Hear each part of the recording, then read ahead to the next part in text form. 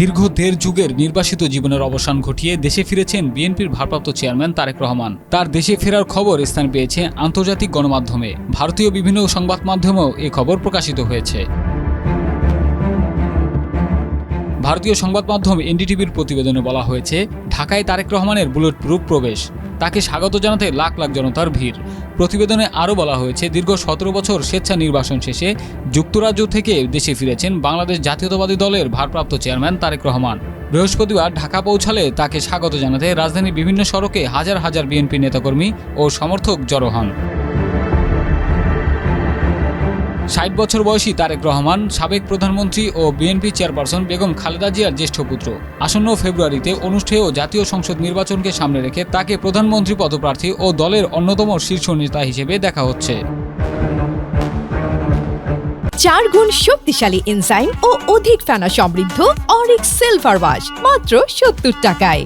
ভারতের আরেক জনপ্রিয় সংবাদ মাধ্যম আনন্দবাজারের প্রতিবেদনে বলা হয়েছে, ১৭ বছর পর দেশে ফিরেছেন সাবেক প্রধানমন্ত্রী বেগম খালেদা জিয়ার ছেলে তারেক রহমান।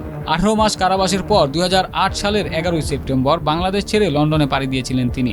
স্ত্রী কন্যাকে নিয়ে স্বেচ্ছায় নির্বাসন কাটিয়েছেন তারেক রহমান। দীর্ঘ ১৭ বছর তিনি বাংলাদেশের মাটিতে পা রাখেননি।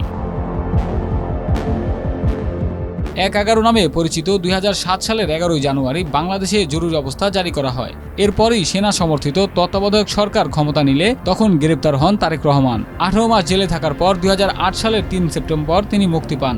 এ সময় কারাগারে খালেদা পুত্রের ওপর অত্যাচার করারও অভিযোগ ওঠে।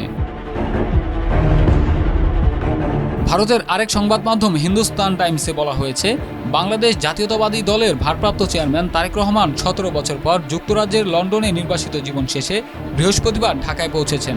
তারেক রহমানের এই প্রত্যাবর্তন এমন এক সময়ে ঘটল যখন যুবনেতা শরীফ ওসমান হাদির মৃত্যুকে কেন্দ্র করে দেশের বিভিন্ন স্থানে সহিংসতা ও রাজনৈতিক উত্তেজনা বিরাজ করছে। দ্য ইন্ডিয়ান এক্সপ্রেসের প্রতিবেদনে বলা হয়েছে, ১৭ বছর পর ঢাকায় বিএনপির প্রথম সমাবেশে ভাষণ দেবেন খালেদা জিয়ার ছেলে তারেক রহমান। টাইমস নাওয়ের এক শিরোনামে বলা হয়েছে, ডক্টর মোহাম্মদ ইউনূসের সঙ্গে কথা বলেছেন তারেক রহমান, ভাষণ দেবেন মেগা সমাবেশে।